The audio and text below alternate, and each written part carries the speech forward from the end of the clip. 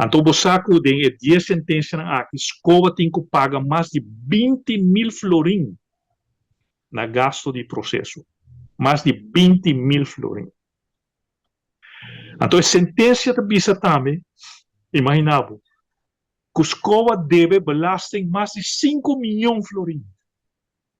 Se para sobra, door que na atua contra a lei, ora que a mim a para e com a situação aqui, está contra a lei, Ministerio de terugvordering, na bij korte contra uma ganatura caso, não.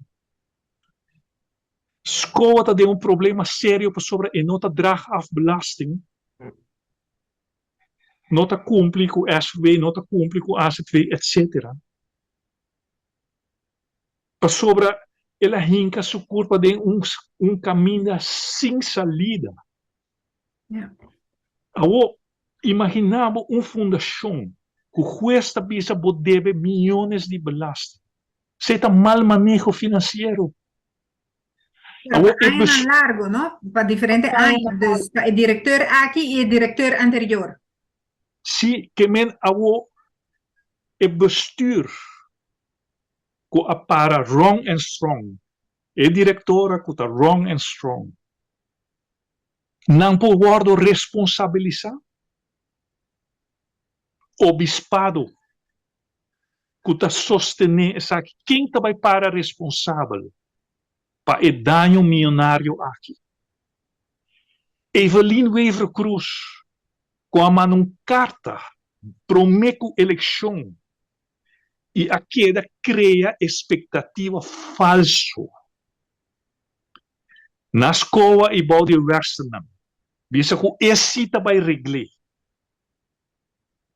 Então, laga e aia não passa e corre. A Westernem tem direito a adquirir. A escola tem que cumprir com não, mas o governo não pode cumprir com a escola. A que Evelyn está lava mão, Andy está lava mão. Questa pensa sim, até a decisão aqui, Evelyn e Andy a toma decisão, o governo a toma decisão, que nós também cumprir com a lei, também, mas não por vai contra a lei. Não a cria expectativa falsa, a não também para responsável, porque não a causa dano na escola. Não causa dano na nossa ensinança, causa dano na pueblo de Aruba, só que schoolgeld tem que vai aumentar. Na final de contas, e se isso não suceder, não tem que vai aumentar subsídio, o pueblo tem que vai pagar toch